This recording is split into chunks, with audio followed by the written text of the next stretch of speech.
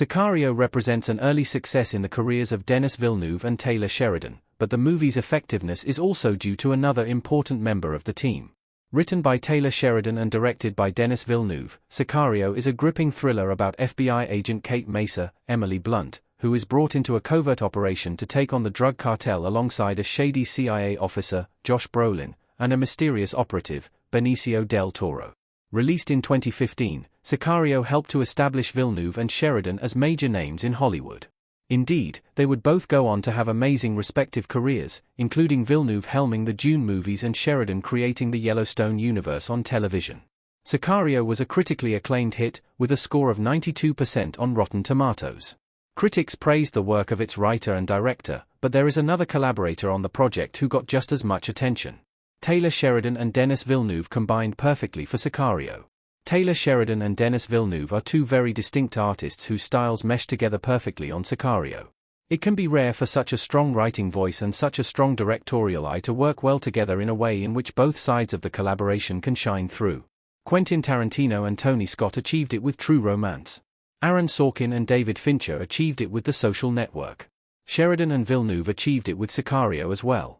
Sheridan is a writer who knows how to explore moral ambiguity. While he is known for Western and neo-Western stories, he is far from interested in stories of the noble good guys taking on the evil bad guys, showing instead that there are nuances on both sides. None of his writing to date has been so effective at tackling this issue as Sicario. It is a gripping and intense look at justice and revenge being pushed to extremes.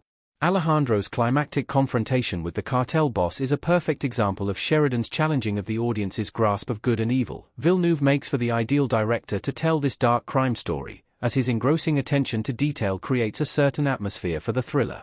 The audience feels as though they are trapped in this dark world where there is danger and uncertainty lurking around every corner.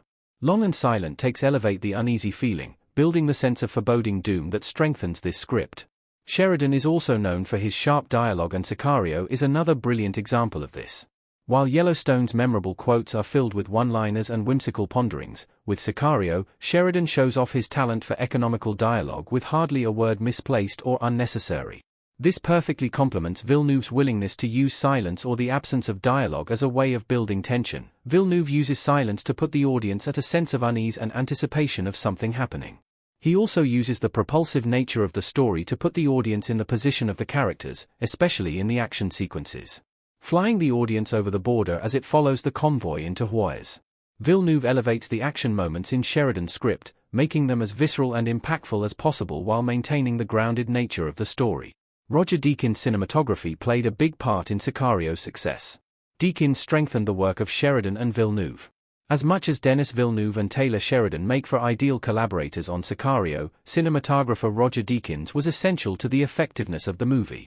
Just as the movie is instantly recognizable for Sheridan's writing or Villeneuve's direction, anyone familiar with Deakins' work will instantly recognize his signature vision in Sicario.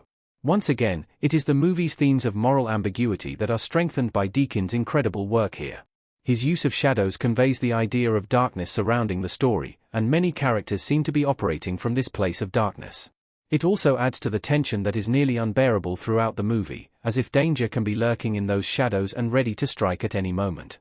It highlights Kate beginning to understand a much more complicated reality about the world she operates in contrast to the shadows of Deakins' cinematography. He also shoots the exterior and landscape shots in the sunlight with a harsh exposure that makes it seem like an inhospitable environment. It gives the sense of this taking place in some untamed and wild country, which reflects Alejandro's final line at the end of Sicario: "You will not survive here. You are not a wolf. And this is the land of wolves now." Villeneuve has worked with Deakins on a number of projects, and his trust in his cinematographer is quite clear. Deakins is not just capturing shots but influencing the story with his visual language. In the climactic tunnel raid sequence in Sicario, Villeneuve avoids staging a typical action set piece and instead allows Deakins' cinematography to lead the scene, infusing it with tension from beginning to end. His images tell the story as powerfully as the script or performances, elevating Sicario as a whole. Where else you know Roger Deakins' cinematography from? Deakins has earned 16 Oscar nominations. While there are not too many cinematographers who are household names, Roger Deakins might be the most renowned in the business, with his work extending far beyond Sicario. One of the early movies that earned Deakins' attention in Hollywood was The Shawshank Redemption. Seen as one of the greatest movies of all time, Deakins earned his first of a stunning 16 Oscar nominations to date, with his brilliant work highlighting the movie's themes of hope and isolation. Deakins finally ended up winning his first Oscar for Blade Runner 2049, reuniting with Villeneuve. The movie showcased his ability to balance spectacle and intimacy while also delivering iconic and innovative shots of the distinct futuristic look. Deakins won his second Oscar for his work in bringing the seemingly one-shot look of 1917 to life.